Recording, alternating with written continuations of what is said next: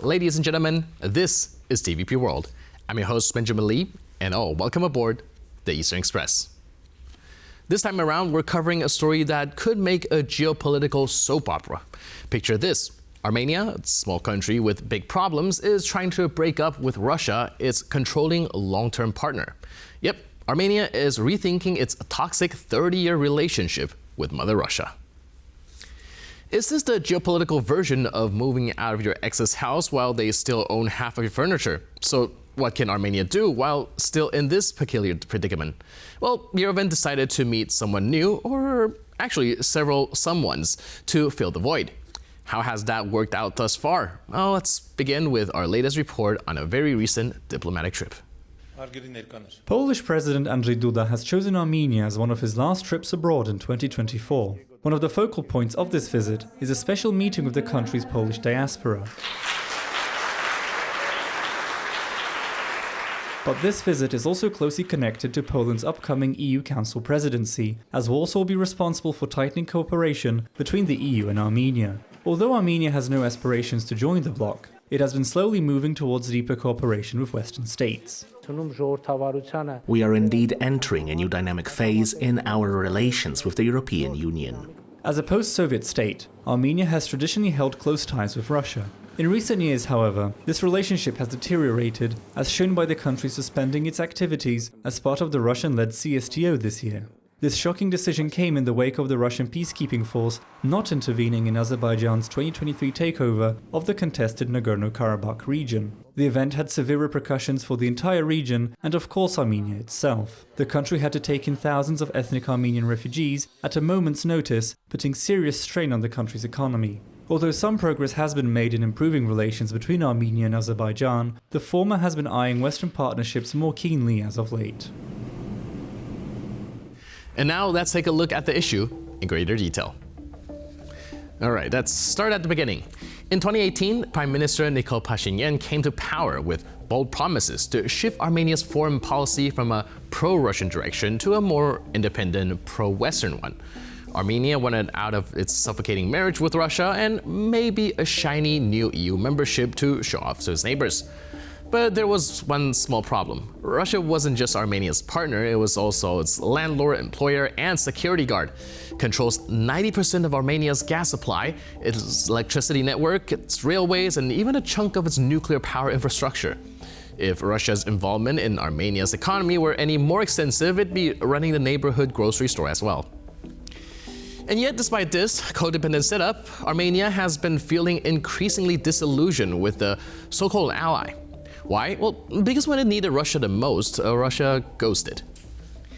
In the Second Karabakh War in 2020, Armenia got clobbered by Azerbaijan, losing control over Nagorno-Karabakh. And where was Russia, the supposed protector, during all of this? Well, off doing whatever it is that Russia does when it's not invading Ukraine. Not even a collective security treaty organization, Russia's exclusive club of military pals stepped in to help. It was like Armenia RSVP'd for protection and Russia went, new phone, who this? Since then, Armenia has started distancing itself from Moscow. Pashinyan's government has been flirting with the West, talking to the EU, shaking hands with NATO officials, and even hosting joint military exercises with the United States. Armenia also started shopping around for new arms suppliers, signing deals with France and India. But breaking up with Russia isn't only about military alliances. It's about untying some serious economic knots, as Armenia relies heavily on Russia for trade, with 90% of its wheat imports coming from there.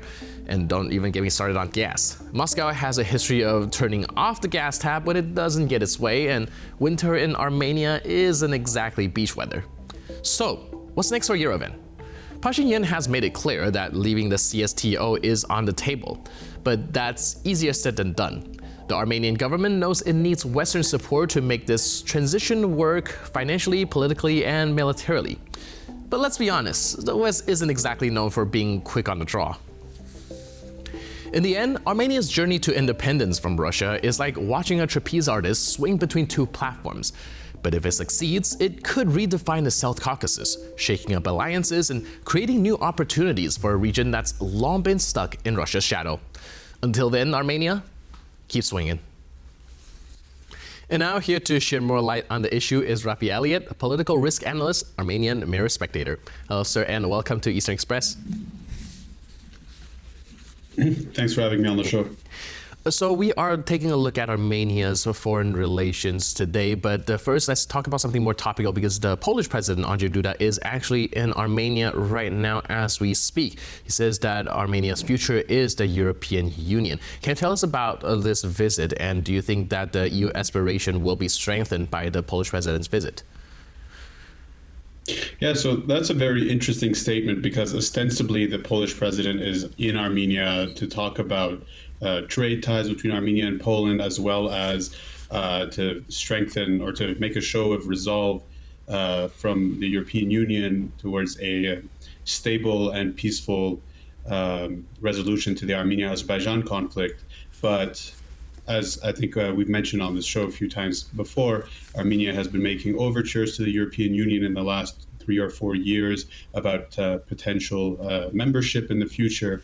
And the statement by the Polish president seems to really reinforce that this is a credible direction that Armenia can be taking, something which, although Armenia as a member of the European Commission and a state that's technically considered to be on the European continent, was always permitted to make an application for EU membership. It's something that had never really been discussed inside Armenia until the recent 2020 Azerbaijan and Russia's perceived failure to defend Armenia's sovereignty and interests in the region. I think, like you mentioned, Russia's failure to defend Armenia became a very strong driving force for Armenia to look for other allies. But I think when looking at this situation, though, a lot of people see it as a binary where turning away from Russia signifies going closer to EU and the West. But we're also observing Armenia establishing ties with countries like Iran. Maybe things aren't as simple as the binary Russia or the West, is it? Correct. And I mean, I would add a third element to it is there's also the domestic politics of the countries. I think too often when we talk about elections or political turmoil in some of these smaller states in Central and Eastern Europe, there is an immediate necessity to want to discuss them in geopolitical terms, whether they're pro-West or pro-East or pro-North or pro-South. There's obviously many more aspects to these issues that often have domestic driving forces. Armenia has a relationship with Iran, and one thing I like to always say when discussing this particular relationship is that Armenia doesn't have a relationship with the Islamic Republic of Iran. Armenia has a relationship with Persia, in the sense that Armenia's ties with this country, we share a border with them. They will exist no matter what state or what regime is in power in Tehran, whether it's the Shahs or the Islamic, the mullahs, or a republic or whatever it is. Armenia's ties with Iran are very ancient. We're talking 2,000 to 3,000 years of relationships. And this is something that Armenia will always need to keep in mind, because with the exception of Iran, Armenia's only open border is Georgia, since Turkey and Azerbaijan both currently blockade Armenia. So Armenia always needs to balance whatever relationship it has with Russia and the European Union and the United States with its relationship with Iran. And it's probably worth pointing out here too that Iran and Russia don't always see eye to eye when it comes to the South Caucasus region. In fact, historically, they were the two regional competitors, since Armenia, Azerbaijan, and Georgia had actually been quote unquote liberated by the Russian Empire from the Persians at the end of the 18th century. And since then, that rivalry continues. And Armenia consistently has to balance these three poles. Right, like I mentioned, there's probably a lot going on when it comes to domestic policy, even though we tend to look at it in a geopolitical level. And one of the things that I'm also observing is, despite the fact that there are plenty of attempts to oust Pashinyan, he seems to still be doing relatively well within the country. So I'm wondering if it's also something that we fail or we overlook because we are so focusing on geopolitics from the outside looking in. That's a really good point. And again, for small countries, often the internal politics and geopolitics tend to come hand in hand, because a lot of people make decisions as to who they support in the leadership based in terms of not only what value systems align. So if they have more conservative views, they may think Russia is a better model, or if they are more liberal and democratic, they may look to the European Union. So these two aspects are absolutely intertwined. But within Armenia's political context, I think there is a general acceptance, whether it's begrudging or not, that Armenia's relationship with Russia has failed us, both economic in terms of defense alliances. The Russians, as I've mentioned on the show before, were not even able to call out a direct aggression that entered 5 kilometers into Armenia's sovereign borders by an aggressive state, because Russia has its own relationship with Azerbaijan, which are apparently more important to it than its signed treaty obligations to Armenia. So across the political spectrum, I think there is an acceptance that Armenia needs new friends. And whether it's the European Union, whether it's Iran, I mean, there's no real discussion about joining Iran anywhere here, but it's most likely going to be the European Union. It's a question of how quickly and at what cost. Nikol Pashinyan himself, he's been a very interesting political actor to watch, because indeed he, since gaining power in 2018, he led the country through a pretty devastating war, through the COVID pandemic and a economic recession, and has managed to survive this trifecta of very damaging geopolitical events. But it's also important to point out that he is technically the most popular politician in Armenia, but that's in relative terms, because his favorability ratings poll at around 16 or 17%. So it just really means that everyone else is much more disliked than he is at the moment. So it's a question of a lack of alternative. In fact, the number one most trusted politician in Armenia is no one, according to a poll released in October of 2024. Or what happened? How did it come to that? Incidentally. Like you mentioned, the most popular politician actually only enjoys 16 to 17% of support. What went wrong there? So it's interesting because, again, we're talking a lot in geopolitical terms, but this is kind of a trend you're seeing across Europe, where a lot of mainstream politicians, both as well as populist politicians, are seeing their ratings drop. Obviously, there were a lot of things that come into it. However, Armenia's economy is doing very well. Armenia's inflation rates are quite low. In fact, they're probably amongst the lowest in Europe at the moment. It's entirely about Armenia's security situation. And this is a dangerous situation that everybody seems to acknowledge. There are some in the Armenian voting public that feel that the prime minister is ceding too much ground for the sake of peace and stability. There are others who are concerned that a potential shift to the European Union at this moment, in flagrant violation of Russia's wishes, might turn around and bite us in the ass, as the expression goes, because some facts don't change. And one important fact is that Russia is currently the only major power on the planet that has boots on the ground. The European Union, however, has slightly changed this by adding unarmed former police and military observers on the border, but they don't have a mandate to protect Armenia's borders. Russia technically does, and Russia has already shown that when push comes to shove, it may not actually do what its obligations insist of it, but everything else is still up in the open.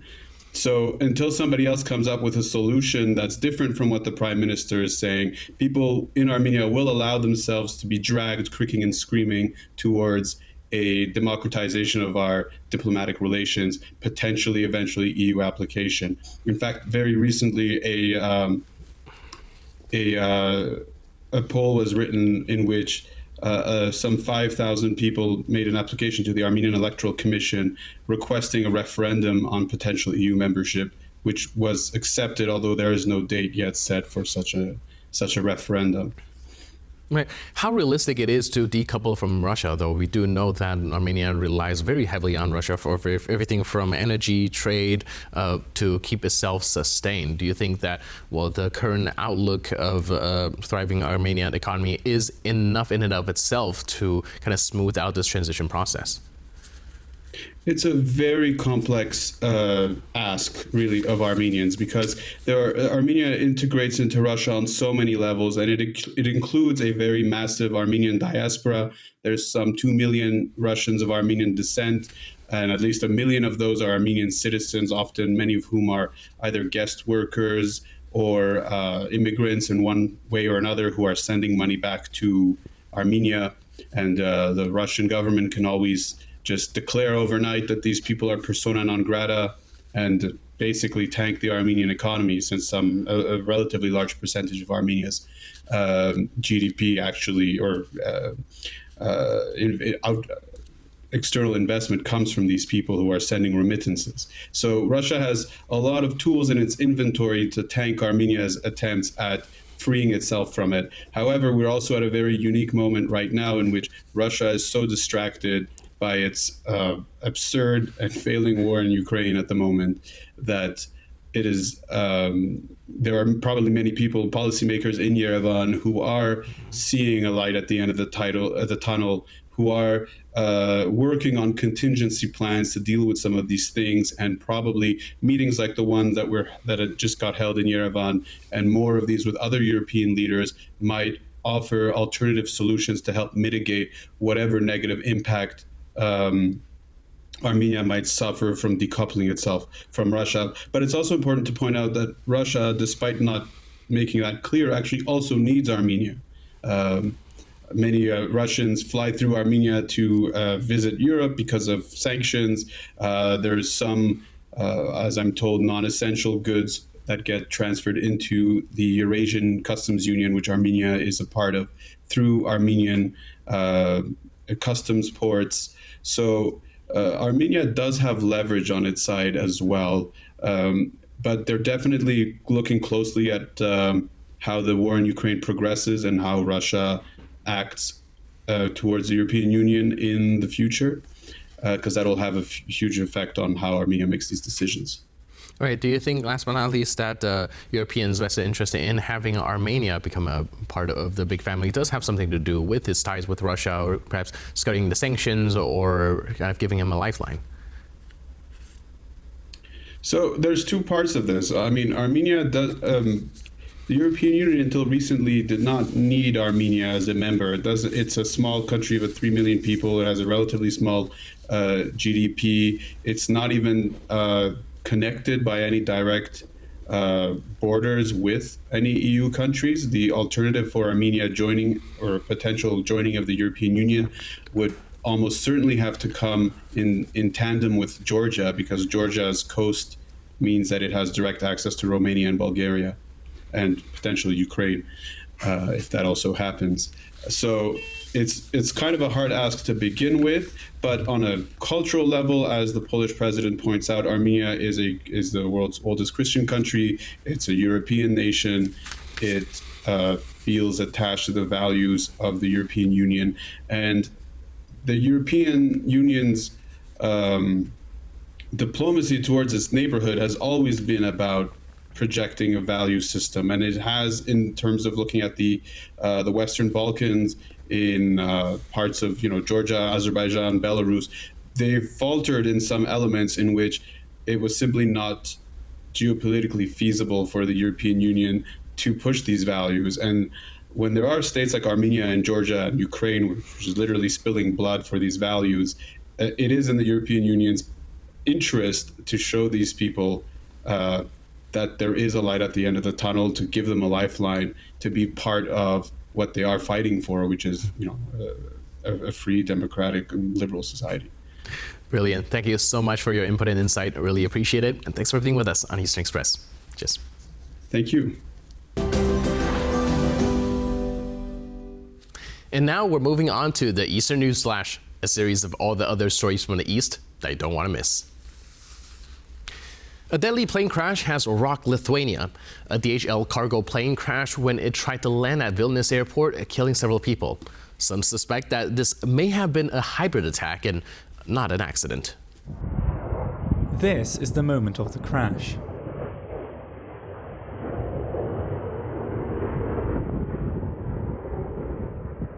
The Boeing 737-400 hit several buildings and skids for hundreds of meters across the cold ground just 1 kilometer outside Vilnius airport. This is all that remains of the DHL cargo plane. An investigation is underway. Lithuanian aviation authorities say that communications between the crew and the control tower had been ordinary, adding to the mystery. As DHL is a German company, the country's authorities have also responded to the incident. Foreign Minister Annalena Baerbock believes that this crash, being a hybrid attack, should not be ruled out. Lithuanian authorities have not yet put forward such a connection. For now, both Vilnius and Berlin are cooperating on the matter. The crash comes on the heels of reports of an alleged Russian operation involving igniting fires on cargo aircraft, including those belonging to DHL. Poland has detained 4 people in connection to the fires being set to courier parcels bound for North America. The situation in the Kursk region is not looking good for Ukraine. A Ukrainian general staff source has told Reuters that Ukraine has lost 40% of the territory it had held in the region. The fighting in the Kursk region is becoming fiercer by the day. Moscow has reportedly deployed close to 60,000 of its own soldiers and 11,000 North Korean personnel to recapture the region. For Russia, all hands are on deck, so to speak, as it is doing all it can to push the Ukrainians out of the territory without sacrificing positions on the front in Ukraine itself. Many observers believe that the Kursk region will be crucial in any peace negotiation. If Ukraine can hold the area, then its position at the negotiating table would be much stronger. Kiev had initially pushed into the region in hopes of alleviating some of the pressure from the Eastern Front. While there had been some initial success, Russia has nevertheless been steadily advancing into the Donetsk region. For now, Ukraine has said it will maintain its positions in the Kursk region for as long as it is militarily viable to do so. Moving to Georgia, the first session of the country's parliament following the contested election has been very poorly received by the country's population. The Georgian Dreams lawmakers were greeted by angry chants, wailing sirens, and eggs. The opening session of a newly elected parliament is usually one of the symbols of democracy. That is, if the election isn't disputed and the whole process isn't under suspicion of having been rigged. The first thing the opening session is meant to do is validate the authority of each one of the parliament's 150 members. Not an easy task to do, given that the election's result has not been recognized by Georgia's president. The thousands of protesters who gathered in front of the Georgian parliament aren't buying the Georgian Dream Party's 53.9% victory in the recent elections. They have shown their disapproval of the Georgian Dream in a very clear manner, which has at times even led to clashes with the police over the last few days.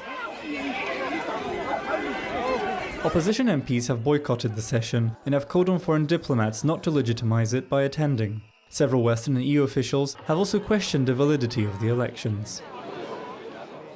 And that's all on this episode of Eastern Express. But for more news, update, and commentary, please stay tuned to TVB World.